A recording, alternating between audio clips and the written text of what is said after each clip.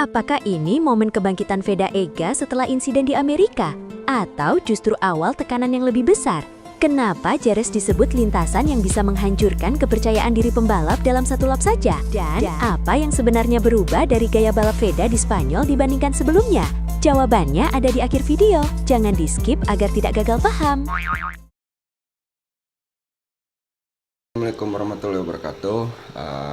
Kita ini mau lihat ini guys ya, update terbaru tentang Veda untuk persiapan di Spanyol, di Jerez ya guys ya.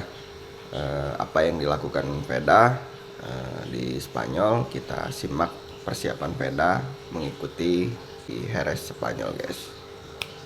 Setelah insiden yang masih menyisakan luka dari Circuit of the Americas, ia tidak datang ke Spanyol hanya untuk menjalani sesi latihan biasa. Tidak, ini lebih dari sekadar adaptasi lintasan. Ini adalah misi pribadi, misi untuk merapikan kesalahan, menata ulang ritme dan membuktikan bahwa satu insiden tidak cukup untuk menghentikan momentumnya.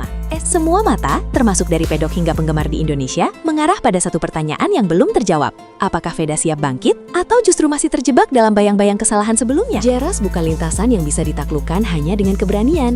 Sepanjang 4,4 km dengan lebih dari 10 tikungan teknis, setiap sektor di shift berarti kehilangan kontrol. Terlalu hati-hati berarti kehilangan waktu. Dan Veda kali ini tampaknya memilih pendekatan yang jauh lebih terukur. Ia mulai memahami bagaimana ban bekerja, bagaimana grip berubah di setiap tikungan, dan bagaimana menjaga stabilitas motor di kecepatan tinggi. Sektor kedua Jerez dikenal sebagai bagian paling teknis dan menuntut presisi tinggi. Tikungan-tikungan sempit dengan titik pengereman keras, termasuk tikungan legendaris Dani Pedrosa, menjadi ujian mental sekaligus teknis. Di sini pembalap tidak hanya melawan lintasan, tapi juga melawan insting mereka sendiri.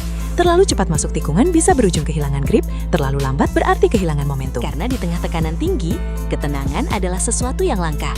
Tapi semua itu akan diuji di sektor terakhir, tempat di mana keberanian benar-benar menentukan segalanya. Sektor terakhir Jerez adalah tempat di mana balapan bisa dimenangkan atau dihancurkan dalam sekejap. Tikungan terakhir yang ikonik menuntut keputusan sepersekian detik, membuka gas lebih awal untuk keuntungan kecepatan atau menahan demi menjaga stabilitas. Disinilah grip ban depan dan belakang diuji secara ekstrim. Banyak pembalap telah kehilangan segalanya di titik ini, bukan karena kurang cepat, tapi karena salah membaca batas. Oke, terima kasih. Jangan lupa like, komen, dan subscribe untuk kita update terus berita tentang Veda ya guys ya. Terima kasih. Assalamualaikum warahmatullahi wabarakatuh.